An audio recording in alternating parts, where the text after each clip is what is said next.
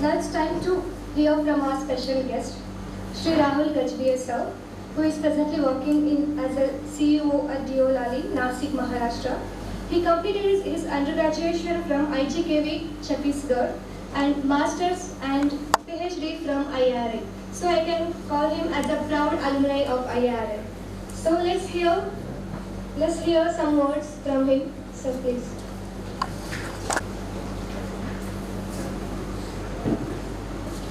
Respected Dr. Raj Singh sir, young achievers, Prahlad and Rahul, and respected faculty of IIRA, and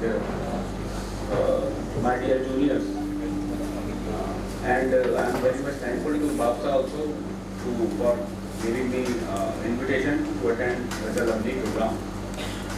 And first of all, I would like to congratulate all of you that we all are part of IIRA. I had been the part of IIRA. ज़्यादा आप लोगों का समय ना लेते हुए मैं आप लोगों को कुछ एक पॉइंट्स बताना चाहूँगा जो मेरी यूपीएससी जर्नी में मैंने फील किया। जैसे हम लोग फर्स्ट ईयर में जब एडमिशन में या एमएससी में आते हैं ग्रेजुएशन करने के बाद, तो IIRA एक डिफरेंट वर्ल्ड है हमारे जो जहाँ से हम ग्रेजुएशन करके आते हैं। ये मैं तो कहूँगा कि आदमी इंडिया से अगर कोई यूएस जाता है तो उसको ऐसे फील होता होगा जैसे हम कोई BSc एग्रीकल्चर से जब हम IIRA आते हैं। तो मेरा ये सजेशन है आप सभी स्टूडेंट्स को, अगर जो भी यूपीएससी प्रिपरेशन करना चाहता है, कि do not waste your first year and second year of MSc. अगर आप लोग सीरियसली सोच रहे हैं इस चीज़ को करने के लिए, तो आप लोग फर्स्ट ईयर से ही आप लोग इसकी यूपीएससी तैयारी कीजिए, क्योंकि पूसा का जो इतिहास है बहुत ही ग्लोरियस पास्ट रहा है। पहले ये होता था कि बस यहाँ से मेंस लिखने जाया करती थी। आजकल हार्डली यहाँ से एक तो सिलेक्शन हो रहे हैं। और आप लोगों की अगर आपको लगता है कि आप करना चाहिए, तो आप लोग थोड़ा हिम्मत करके फर्स्ट ईयर से ही तैयारी शुरू कर देनी चाहिए। दूसरी बात है कि आप लोग जब भी पढ़ते हैं तो you should have a group और एटलीस्ट योर स्टडी पार्टनर। जैसे जब मैं पढ़ाई करता था तो मेरा पार्टनर था सुशील, जो मेरा जूनियर था, now is also an IUPS। तो आप लोग एक ग्रुप स्टडी करें तो आपको ज़्यादा बेनिफिट रहेगा। और मेरी डॉक्टर राज सर से, मेरी सिंह सर से मेरी रिक्वेस्ट है कि सर आप IIRA की लाइब्रेरी की टाइमिंग्स आप इस बारे में सर सोचिए। इसकी जब हम भी पढ़ते थे तो उस टाइम थोड़ा रिस्ट्रिक्शन हुआ करती थी। जितना ज़्यादा लाइब्रेरी की टाइमिंग्स हमारे लिए खुला रहेगा लाइब्रेरी, उतना ज़्यादा हमारा प्रिपरेशन हो पाएगा और रिजल्ट्स भी ज़्यादा अच्छे जाएंगे। एंड लास्टली मैं आपको ये भी बताना चाहूँगा, इसमें आप लोग में बहुत सारे लोगों ने PhD एंट्रेंस आप लोगों ने पास किया होगा। जिसने तैयारी किया है, राहुल और प्रहलाद मेरी बात से सहमत होंगे कि IIRA का PhD का जो एडमिशन है, सॉरी एंट्रेंस एग्जाम का जो लेवल है टफनेस का, it is equivalent to UPSC। आप लोग शायद थोड़ा सा हैरानी होगी इस बात को सुन के, but that is what I felt when I prepared for IIRA entrance and UPSC। क्योंकि हम जो 4 महीने की इंटेंस जो तैयारी करते हैं PhD की, मैं मानता हूँ अगर हम साल भर उसी तरह से अगर उसी पेज से तैयारी करें सिविल्स की, तो डेफिनेटली सिविल्स भी निकलेंगी। मैं गलत तो नहीं कह रहा हूँ राहुल, आप लोग फ्रेश हो, मेरा एक्सपीरियंस तो थोड़ा पुराना हो गया है। फाइनली मैं वापस से उनको कॉन्ग्रेचुलेट करना चाहूँगा कि वो इस तरह से प्रोग्राम कंडक्ट कराते रहते हैं, काफ़ी एक्टिवली काम कर रहे हैं। और कुछ भी आप लोगों को हमारी तरफ से बन पड़े जो एलुमनाई हैं, आप हमें मौका दीजिए कि हम किसी भी इस तरह से आप लोगों को सहयोग कर सकें। Thank you.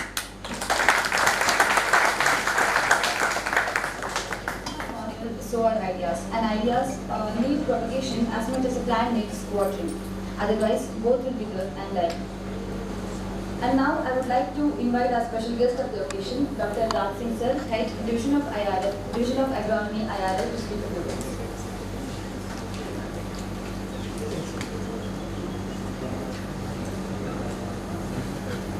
Dr.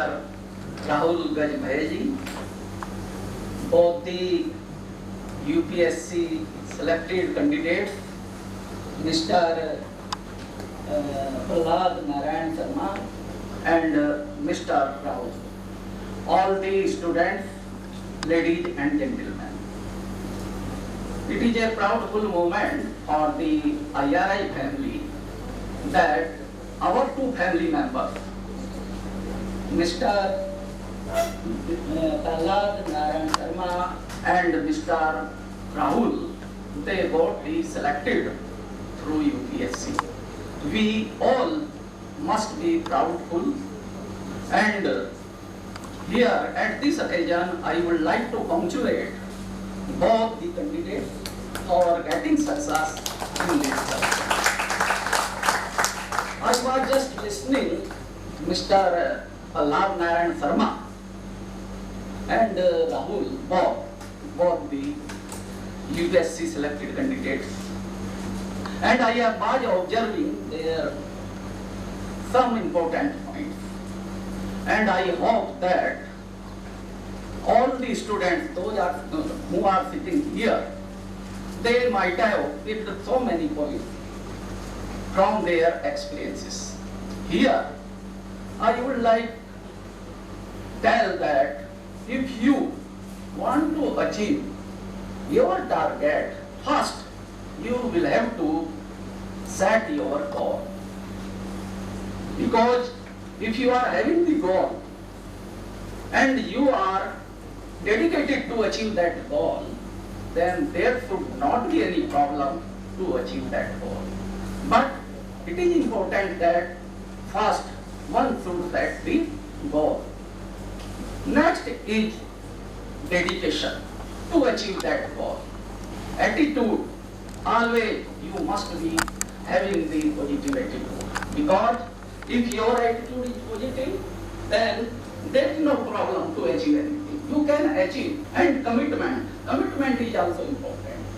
If you are committed and if you are giving your full potential to achieve that commitment, then I hope that next year also we will have such type of the program as today we are having this facilitation program of Mr. Rahul and Prahlad, because here also many of the youth people can get selected in the UPSC. There is no problem, but only thing is that you will have to be determined to achieve your goal.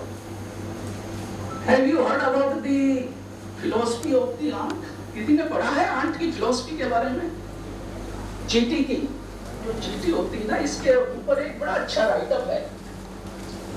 आपने देखा होगा जो aunt होती है वो क्या होता है कि गर्मी में बिजी रहती है बहुत, क्योंकि उनको विंटर आने से पहले अपना जितना फूड है 6 महीने का वो कलेक्ट करना होता है।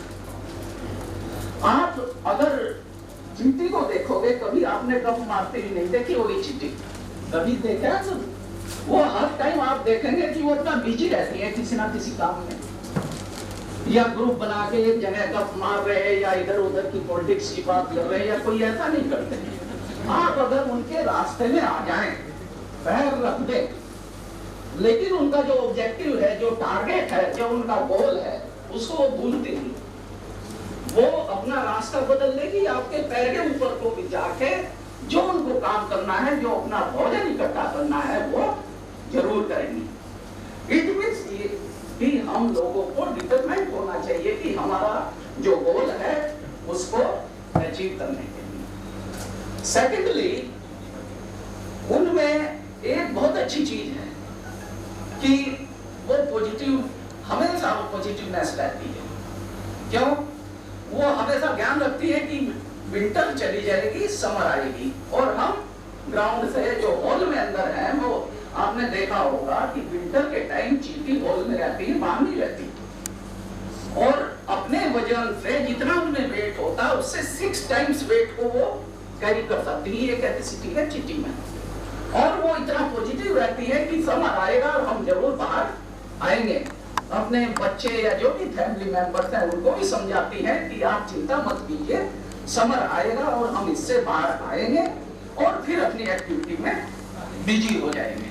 तो कहने का मतलब ये है कि इससे एक लेसन मिलता है कि आप अपने गोल को, जो आपका टारगेट है, उसको ध्यान रखिए और हमेशा पॉजिटिव एटीट्यूड रखिए।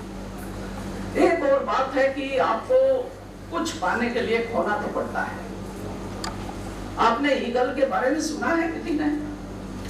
ईगल की लाइफ 70 इयर्स होती है और जब उसकी लाइफ 40 इयर्स हो जाती है तो उसकी जो बीक होती है, चोंच जो होती है, वो ऐसी हो जाती कि वो शिकार करने लायक नहीं होती। उसके पंजे, उनकी ग्रोथ ज्यादा हो जाती है, वो भी प्रॉब्लम करने लगते हैं। तो उसके सामने दो अल्टरनेटिव होते हैं, या तो वह मरे, कहीं आत्महत्या करे क्योंकि वो आगे अपने खाने के लिए इंतजाम नहीं कर सकती, या जो सिचुएशन है, प्रेजेंट सिचुएशन है, उसके साथ स्ट्रगल करके अपने को पॉजिटिव वे में लाए और स्ट्रगल करके अपने को ऐसा बनाए कि जो सिचुएशन है उससे मुकाबला कर सके। तो वो क्या करते हैं, ईगल ज्यादातर हिलक पे चढ़ जाते हैं जहां पत्थर रॉक्स होती हैं, वहां से रॉक से अपनी जो बीक होती चोंच, उसको घिसना शुरू करते हैं और वो एक टाइम होता है कि वो टूट जाती है, उसके बाद उसकी नई चोंच की ग्रोथ होने लगती है। सेम प्रोसेस वो अपने पंजों के साथ भी ऐसा ही करते हैं और एक स्टेज आती है आफ्टर 1 और 2 ईयर, वो ऐसे ही महसूस करने लगते हैं जैसे 30 साल पहले थे और उसके बाद ये इफेक्ट होता है कि वो 30 साल तक और जीती है और अपनी लाइफ साइकिल जो लगभग 70 ईयर्स की कंप्लीट कर लेती है। तो कहने का मतलब ये है कि आप अगर कोई भी विपरीत परिस्थिति आए तो उससे घबराना नहीं है, सिचुएशन का मुकाबला करना है। आपको सिचुएशन के साथ अपने को ऐसा बनाना है कि आप सिचुएशन को कंट्रोल कर सके, न कि सिचुएशन आपको कंट्रोल करे। अगर आप सिचुएशन के कंट्रोल में आ जाएंगे तो आप आगे कुछ नहीं कर पाएंगे। आपको सिचुएशन को कंट्रोल करना सीखना होगा। और जो अभी दोनों हमारे साथी हैं, जब ये पब्लिक लाइफ में जाएंगे तो इनके काफी अवसर आएंगे जब इनको जरूरत पड़ेगी कि सिचुएशन को कैसे कंट्रोल करें। और अगर सिचुएशन पे ये डोमिनेंट हो जाएंगे तो अपने पर्पज में, अपने टारगेट में कोई भी सफल हो सकता है, असफल नहीं होने की जरूरत ही नहीं पड़ती। और आज बड़ी खुशी है कि हमारे जो दो साथी हैं, राहुल और प्रहलाद, इन्होंने एक मिथ तोड़ दिया है कि यूपीएससी में भी आप सेलेक्ट हो सकते हैं अगर डिटरमाइंड हो। एक आपने सुना होगा कि जो 1 मील की दौड़ होती थी पहले ओलंपिक में, 1.6 किलोमीटर की, उसमें 1903 में इंग्लैंड के एक कोच थे, ओलंपिक कोच, उन्होंने ये कहा था कि ह्यूमन बीइंग में इतनी ताकत नहीं है कि वो 4 मिनट से पहले 1 मील की रेस कंप्लीट कर ले। ये एक मिथ बन गया था, मतलब एक सामने ये आ गया था कि हाँ, इस चीज को कोई क्रॉस नहीं कर सकता। लेकिन 6 जून 1954 में रोजर ने वह दौड़ जब 3 मिनट 59 सेकंड पॉइंट समथिंग में क्रॉस की तो एक लोगों में विश्वास हो गया कि हाँ, ये तो रिकॉर्ड तोड़ा जा सकता है। ये जब एक बार मिथ टूट जाता है कि इसको हम तोड़ सकते हैं, और उसके बाद अभी तक लगभग 7000 ऐसे हैं रेसर जिन्होंने ये रिकॉर्ड तोड़ दिया है। तो जरूरत है कि कुछ भी असंभव नहीं है, आवश्यकता है कि आपको डिटरमाइंड रहना है, अपने टारगेट को अचीव करने के लिए तत्पर रहना है। ऐसा ही आपने क्रिकेट में सुना होगा, वनडे में डबल सेंचुरी बनाना एक सपना होता था, क्योंकि वनडे में हार्डली 250-250 रन वैसे ही बनते थे, तो उसमें डबल सेंचुरी बनाना तो बड़ा डिफिकल्ट होता था। लेकिन जब 2010 में 3000 लगभग वनडे हुए उसके बाद सचिन तेंदुलकर ने 2010 में जब साउथ अफ्रीका के अगेंस्ट डबल सेंचुरी बना दी, तो एक दूसरे लोगों में भी विश्वास आ गया कि हाँ ये काम किया जा सकता है। और उसके बाद जो 300 पहले तो 3000 लगभग वनडे में डबल सेंचुरी बनी थी, उसके बाद लगभग 300 वनडे के बाद में 8 डबल सेंचुरी और बन गई, जिसमें से 3 डबल सेंचुरी रोहित शर्मा। तो कहने का मतलब ये है कि अगर मिथ टूट जाए और ये विश्वास हो जाए कि इस टारगेट को हम अचीव कर सकते हैं, तो कोई भी काम ऐसा नहीं है मुश्किल जिसको आप कर नहीं सकते। और मुझे बहुत खुशी है कि हमारे परिवार के 2 मेंबर राहुल और प्रहलाद ने ये जो अचीव किया है, इससे हमारे साथी, जैसा आपने भी बताया, सभी जितने स्टूडेंट्स हैं काफी मोटिवेट होंगे। और जब मोटिवेट होंगे, जब अचीव करेंगे, तो उनमें एक कॉन्फिडेंस जागेगा, एक नई एनर्जी आएगी। हो सकता है मुगले आजम आप सभी ने देखी होगी, 1940 में मुगले आजम में अकबर के लिए जो जूते बनवाए गए थे, उसकी कीमत 4000 रुपीज थी 1940 में। तो पृथ्वीराज उसका रोल कर रहे थे, लेकिन वो जूते पिक्चर में बहुत कम आ रहे थे।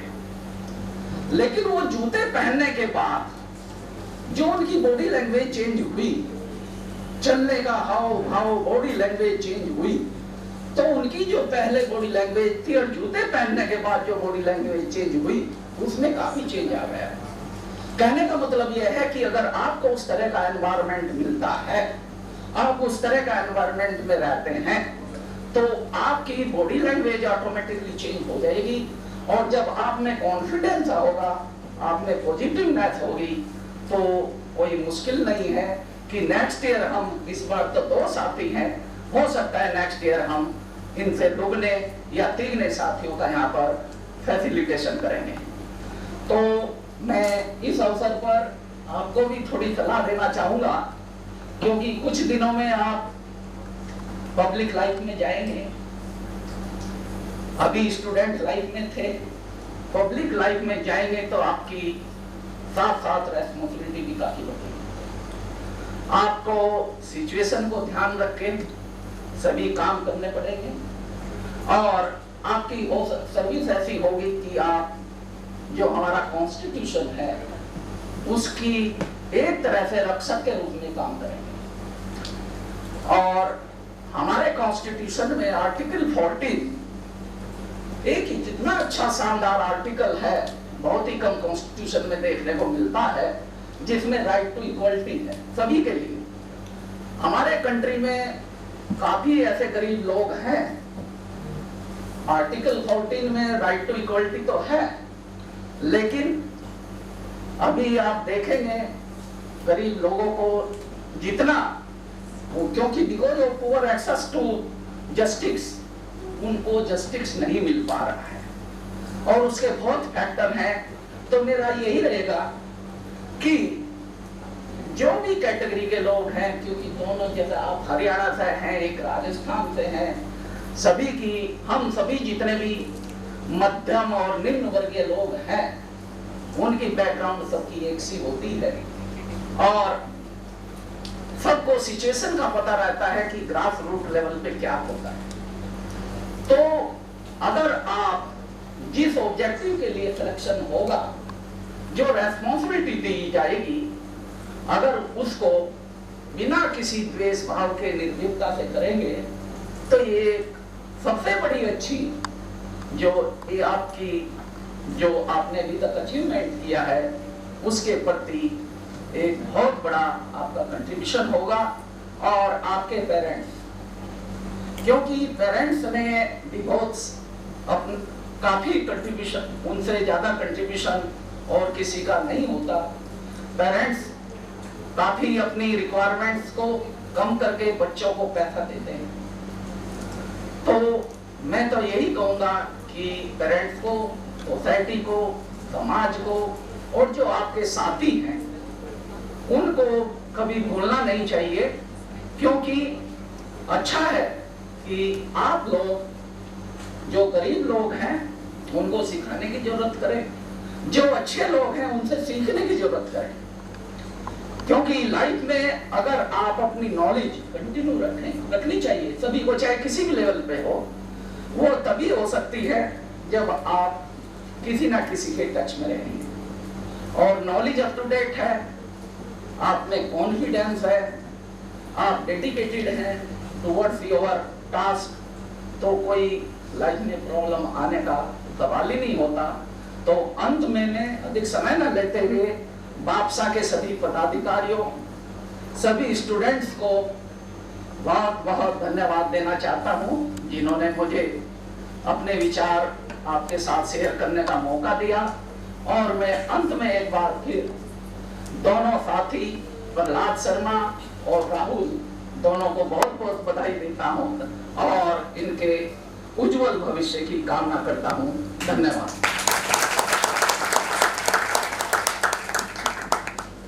जान नहीं कर सकती, या जो सिचुएशन है, बटेट सिचुएशन है, उसके साथ स्ट्रगल करके अपने को पॉजिटिव वे में लाए और स्ट्रगल करके अपने को ऐसा बनाए कि जो सिचुएशन है उससे मुकाबला कर सके। तो वो क्या करते हैं, ईगल ज्यादातर हिलक पे चढ़ जाते हैं जहां पत्थर रॉक्स होती हैं, वहां से रॉक से अपनी जो बीत होती चोंच उसको घिसना शुरू करते हैं। और वो एक टाइम होता है कि वो टूट जाती है और उसके बाद उसकी नई चोंच की ग्रोथ होने लगती है। सेम प्रोसेस वो अपने पंजों के साथ भी ऐसा ही करते हैं। और एक स्टेज आती है आफ्टर 1 और 2 ईयर, वो ऐसे ही महसूस करने लगते हैं जैसे 30 साल पहले थे। और उसके बाद ये इफेक्ट होता है कि वो 30 साल तक और जीती है और अपनी लाइफ साइकिल जो लगभग 70 ईयर्स की कंप्लीट कर लेती है। तो कहने का मतलब ये है कि आप अगर कोई भी विपरीत परिस्थिति आए तो उससे घबराना नहीं है, सिचुएशन का मुकाबला करना है। आपको सिचुएशन के साथ अपने को ऐसा बनाना है कि आप सिचुएशन को कंट्रोल कर सके, ना कि सिचुएशन आपको कंट्रोल करे। अगर आप सिचुएशन के कंट्रोल में आ जाएंगे तो आप आगे कुछ नहीं कर पाएंगे। आपको सिचुएशन को कंट्रोल करना सीखना होगा। और जो अभी दोनों हमारे साथी हैं, जब ये पब्लिक लाइफ में जाएंगे तो इनके काफी अवसर आएंगे जब इनको जरूरत पड़ेगी कि सिचुएशन को कैसे कंट्रोल करें। और अगर सिचुएशन पे ये डोमिनेंट हो जाएंगे तो अपने पर्पज में, अपने टारगेट में कोई भी सफल हो सकता है, असफल नहीं होने की जरूरत ही नहीं पड़ती। और आज बड़ी खुशी है कि हमारे जो दो साथी हैं राहुल और प्रहलाद, इन्होंने एक मिथ तोड़ दिया है कि यूपीएससी में भी आप सेलेक्ट हो सकते हैं अगर डिटरमाइंड हो। एक आपने सुना होगा कि जो 1 मील की दौड़ होती थी पहले ओलंपिक में 1.6 किलोमीटर की, उसमें 1903 में इंग्लैंड के एक कोच थे, ओलंपिक कोच, उन्होंने ये कहा था कि ह्यूमन बीइंग में इतनी ताकत नहीं है कि वो 4 मिनट से पहले 1 मील की रेस कंप्लीट कर ले। ये एक मिथ बन गया था, मतलब एक सामने ये आ गया था कि हाँ इस चीज को कोई क्रॉस नहीं कर सकता। लेकिन 6 जून 1954 में रोजर ने वह दौड़ जब 3 मिनट 59 सेकंड पॉइंट समथिंग में क्रॉस की तो एक लोगों में विश्वास हो गया कि हाँ ये तो रिकॉर्ड तोड़ा जा सकता है। ये जब एक बार मिथ टूट जाता है कि इसको हम तोड़ सकते हैं, और उसके बाद अभी तक लगभग 7000 ऐसे हैं रेसर जिन्होंने ये रिकॉर्ड तोड़ दिया है। तो जरूरत है कि कुछ भी असंभव नहीं है, आवश्यकता है कि आपको डिटरमाइंड रहना है, अपने टारगेट को अचीव करने के लिए तत्पर रहना है। ऐसा ही आपने क्रिकेट में सुना होगा, वनडे में डबल सेंचुरी बनाना एक सपना होता था, क्योंकि वनडे में हार्डली 250-250 रन वैसे ही बनते थे, तो उसमें डबल सेंचुरी बनाना तो बड़ा डिफिकल्ट होता था। लेकिन जब 2010 में 3000 लगभग वनडे हुए, उसके बाद सचिन तेंदुलकर ने 2010 में जब साउथ अफ्रीका के अगेंस्ट डबल सेंचुरी बना दी, तो एक दूसरे लोगों में भी विश्वास आ गया कि हाँ ये काम किया जा सकता है। और उसके बाद जो 300 पहले तो 3000 लगभग वनडे में डबल सेंचुरी बनी थी, उसके बाद लगभग 300 वनडे के बाद में 8 डबल सेंचुरी और बन गई, जिसमें से 3 डबल सेंचुरी रोहित शर्मा। तो कहने का मतलब ये है कि अगर मिथ टूट जाए और ये विश्वास हो जाए कि इस टारगेट को हम अचीव कर सकते हैं, तो कोई भी काम ऐसा नहीं है मुश्किल जिसको आप कर नहीं सकते। और मुझे बहुत खुशी है कि हमारे परिवार के 2 मेंबर राहुल और प्रहलाद ने ये जो अचीव किया है, इससे हमारे साथी, जैसा आपने भी बताया, सभी जितने स्टूडेंट्स हैं काफी मोटिवेट होंगे। और जब मोटिवेट होंगे, जब अचीव करेंगे, तो उनमें एक कॉन्फिडेंस जागेगा, एक नई एनर्जी आएगी। हो सकता है मुगले आजम आप सभी ने देखी होगी, 1940 में मुगले आजम में अकबर के लिए जो जूते बनवाए गए थे, उसकी कीमत 4000 रुपीज थी 1940 में। तो पृथ्वीराज उसका रोल कर रहे थे, लेकिन वो जूते पिक्चर में बहुत कम आ रहे थे। लेकिन वो जूते पहनने के बाद जो उनकी बॉडी लैंग्वेज चेंज हुई, चलने का हाव भाव, बॉडी लैंग्वेज चेंज हुई, तो उनकी जो पहले बॉडी लैंग्वेज थी और जूते पहनने के बाद जो बॉडी लैंग्वेज चेंज हुई, उसमें काफी चेंज आ गया। कहने का मतलब यह है कि अगर आपको उस तरह का एनवायरनमेंट मिलता है, आप उस तरह का एनवायरनमेंट में रहते हैं, तो आपकी बॉडी लैंग्वेज ऑटोमेटिकली चेंज हो जाएगी।